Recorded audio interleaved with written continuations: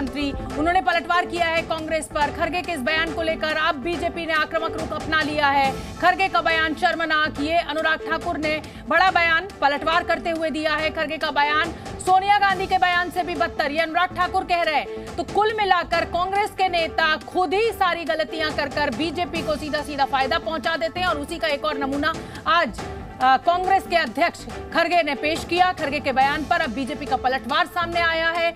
अनुराग ठाकुर ने क्या कुछ कहा वो सुनवा देते हैं आपको। कांग्रेस ने अध्यक्ष तो बना ही दिया है, पार्टी के अंदर कोई मान नहीं रहा। पोस्टर बैनर अभी भी गांधी परिवार के ही लगते हैं। तो खड़गे जी सोचते मैं ऐसा कौन सा अपमानित करने वाला स्टेटमेंट मोदी जी को दूं जो सोनिया जी से भी भद्दा हो। कभी कोई कहता है मौत का सौदागर, कभी कोई कहता है नीच, कभी कोई कहता है बिच्छू, कभी कोई कहता है मोदी तेरी कब्र खुदेगी। अरे इस भाषा का प्रयोग करती है कांग्रेस पार्टी, मोदी तेरी कब्र खुदेगी। शर्म आनी चाहिए इन कांग्रेस के नेताओं को, देश से माफी मांगनी चाहिए।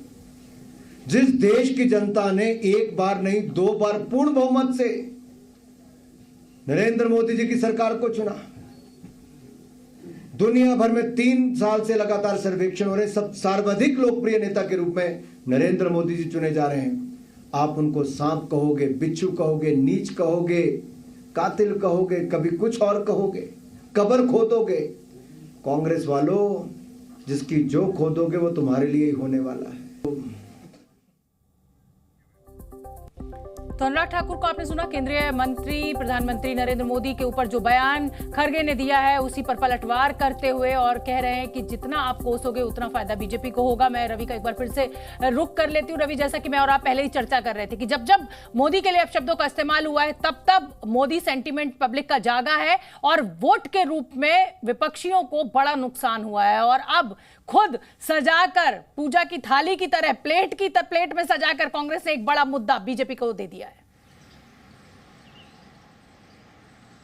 बिल्कुल, देखिए अब चुनाव है, हार जीत अलग बात है, लेकिन चुनाव लड़ाई होती है और लड़ाई में कौन कितनी गलती करता है इसका फायदा दूसरे पक्ष को होता है, ये आप जानती हैं। और इस गलती का ही फायदा प्रधानमंत्री मोदी बार बार उठाते आए हैं। 2002 से शुरू कीजिए, जब से वो लगातार चुनाव जीत रहे हैं, 2002 हो, 2007 हो, 2012 हो, 2014 लोकसभा हो, 2019 लोकसभा और कई सारे विधानसभा चुनाव हो जिसमें मोदी मुद्दा बनते हैं। और मैं इसलिए खास तौर पर कह रहा हूँ कि कर्नाटक चुनाव में मोदी को गाली देना, चाहे मोदी को सांप कहने का खामियाजा कांग्रेस इसलिए भुगत सकती है क्योंकि प्रधानमंत्री मोदी के चेहरे पर चुनाव लड़ा जा रहा है कर्नाटक में।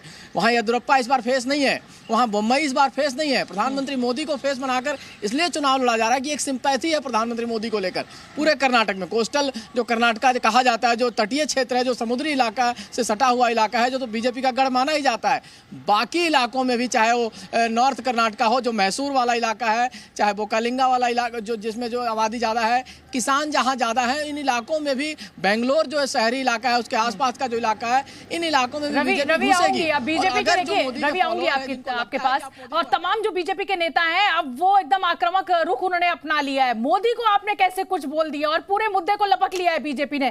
केंद्रीय मंत्री शोभा करंदलाजे का भी बयान सामने आया है, मोदी के ऊपर जैसा भी बयान खड़गे ने दिया है उस पर पलटवार सुनवा देते हैं आपको।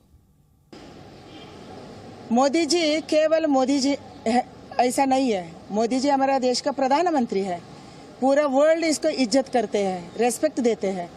ऐसा एक प्रधानमंत्री जी को ऐसा भाषा में बोलना, ये कांग्रेस कितना गिरा है वो दिखाते हैं।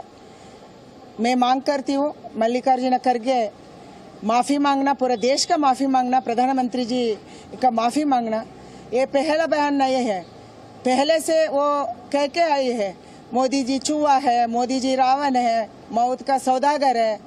ऐसा कांग्रेस नेता ने बहुत दिन से ऐसे बोल रहे हैं। ये कांग्रेस के इसीलिए कांग्रेस इतना नीचे गए है।